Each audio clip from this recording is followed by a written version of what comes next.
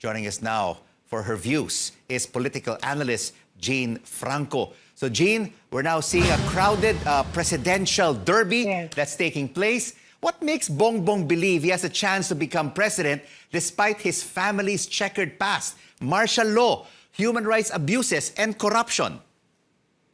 I think he believes that their family's attempt to revise history in recent years has been successful to a certain degree. Because they remain very adamant, Jean. There were no human rights violations, no corruption during martial law, and it was a golden age of the Philippines. How much will the electorate believe this narrative?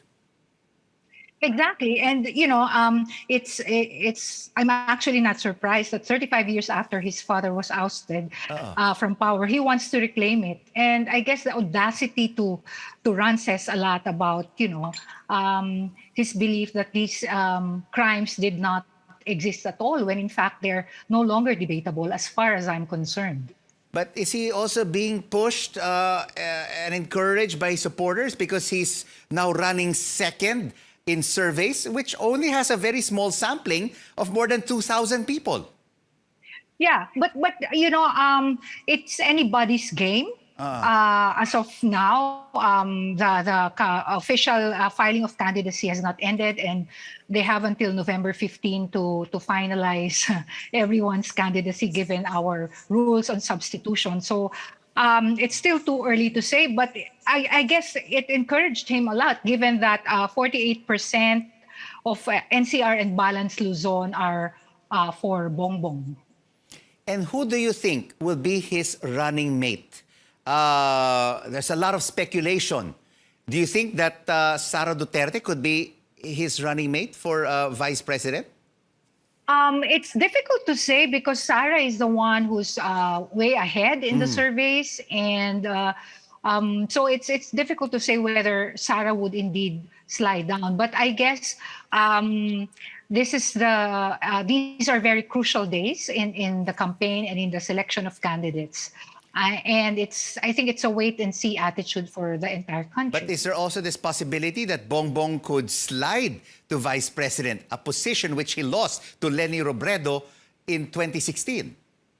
Yeah, that's actually also part of the discourse. But I guess I also heard that he is not willing to slide down, that he is really aiming for the presidency, also because of his age. No?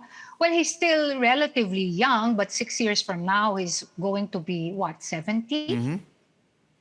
And you listened to his speech earlier, no, Jean, no? It was a very short 2.5 minutes. And he said he wants to bring back unifying leadership with their past, with their checkered past.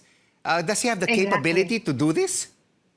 Yeah, I think what he's saying is that he wants to unite the country, given what happened during the term of President Duterte. But it also resonates with what happened during the martial law era, which will bring divisiveness rather than unity to the country.